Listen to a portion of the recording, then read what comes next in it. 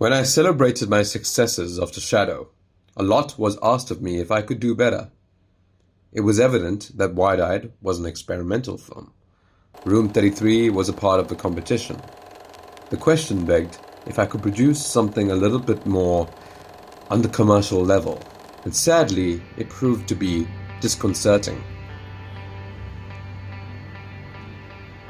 Life as a filmmaker generally becomes a place where one finds themselves pandering to an audience, rather than producing something they deem authentic to themselves. While I can be stubborn, I wasn't at all against the idea. You see, many years ago, I sat and drew a comic called The Cobra.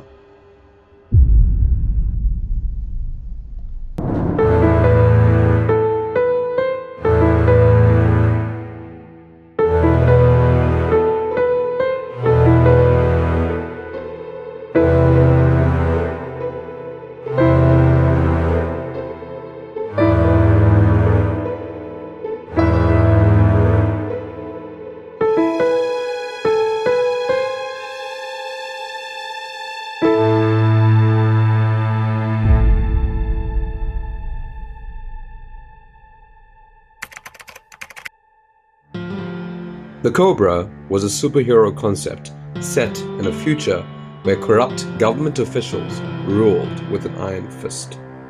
My dearly departed friend Tyson and myself grew on this world and enveloped ourselves in producing low-budget content that would perhaps garner attention as a web series. When Tyson was taken, I attempted to do a pitch for a concept short of The Cobra, and again, it felt amateur at best. But what do they call this man? With the mark he's been leaving behind, into what the media are calling him. His name is...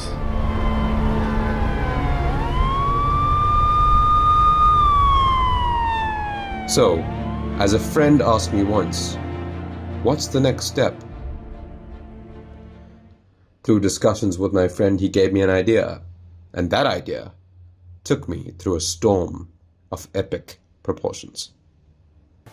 Saloon is a South African short film. So that right there is a South African short film. It's a bit of a political dystopian alternative. On a sort of Western... You can describe it as like is very about characters who are broken. Saloon.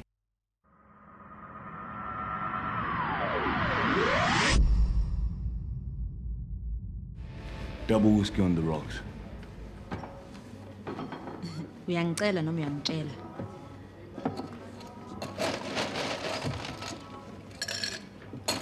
Usuku lakho belulude ne? Into kanjalo. Wena? Hayi belusharp.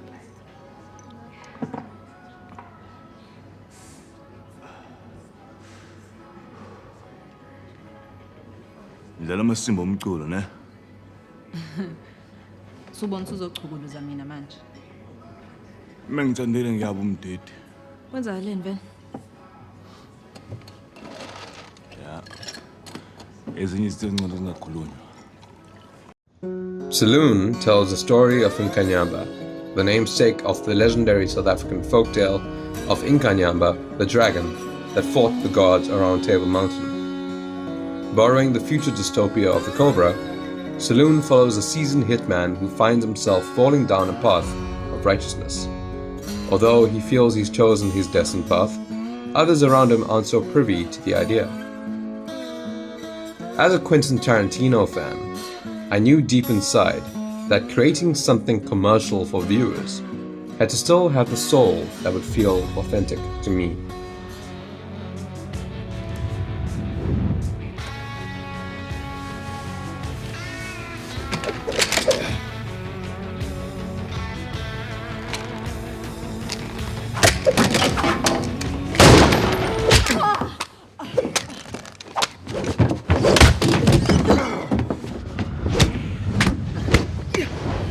Through the influence of Frank Miller's Sin City and Tarantino's Pulp Fiction and Django, I married a concept of a man battling with all his demons. The use of blue and red neon light signified his fall from grace and the choices between hell and heaven. The language was purposefully analogy-based and influenced by faith. Nkanyamba's cross on his chest, which was slightly off-center, conveyed an agnostic fear he faces, all culminating in faith deciding his own fate. From writing it and shopping it around, finally my two peers bit the bullet and helped me fund the project. I needed a lead next. Lo and behold, I received a phone call to be an extra for a betting advert, which finally led me to finding a man who fit the role of Nkanyamba. Through auditions, Kwenzo and myself sat and dissected the script, using his knowledge of old isiZulu to truly capture Saloon's gritty African future. After finally getting it, we found the rest of the cast and began. The pursuit led to 3 rehearsal days of gun safety, stunt choreography, and costume. We still needed our saloon, and by chance, I found oars at the old Hudson's in Umhlanga, which became the perfect place to shoot. Finally, the full shoot day. At the early hours of the morning, we prepped for makeup, rehearsed again, and finally shot the film within the day. Action! The experience, while maddening, felt magical when I think about it even now.